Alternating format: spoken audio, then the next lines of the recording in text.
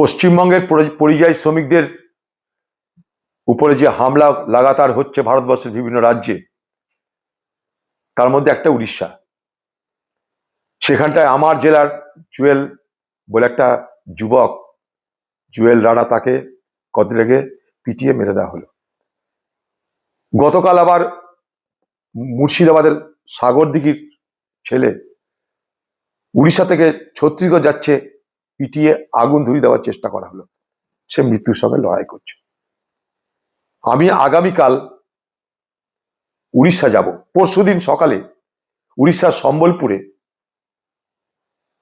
সেখানকার পরিযায়ী শ্রমিক যারা মুর্শিদাবাদের এবং যারা বাংলার আছে তাদের সঙ্গে দেখা করব এবং তাদের বিষয়গুলোকে নিয়ে দরকারে উড়িষ্যাতে আন্দোলন করব।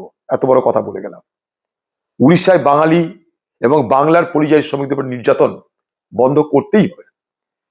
আমি এই মর্মে রাজ্যপালের সঙ্গে কথা বলার চেষ্টা করেছিলাম।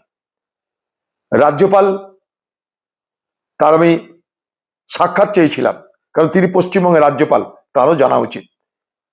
শুনলাম উনি দিল্লিতে এসছেন, তাই ওনার কাছে আমি বলেছিলাম একবার কথা বলবো কিংবা সাক্ষাৎ করবো আপনার সঙ্গে, আপনি একটা সময় দিন, কারণ আপনি বাংলার রাজ্যপাল, দিল্লিতে এসছেন, দিল্লিতে বিষয়গুলো বলা উচিত সেই সমস্ত নির্দিষ্ট মন্ত্রকে।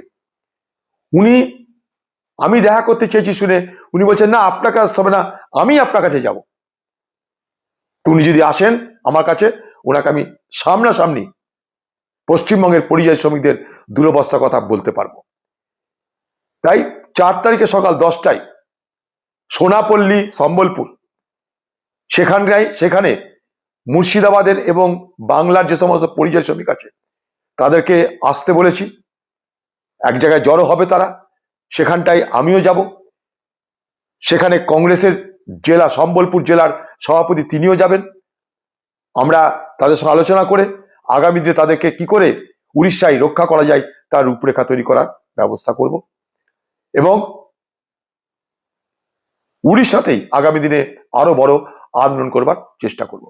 বাংলায় যারা যারা কংগ্রেসের নেতা ওয়ার্কার আছে, যদি সম্ভব হয় তারাও যেন সম্বলপুরে চলে আসে। সবাই মিলেই আমরা সেখানটায় তাহলে তাদের কথা শুনতে পারবো, জানতে পারবো। কেউ যদি সুযোগ পায় তারাও যেন চলে আসে।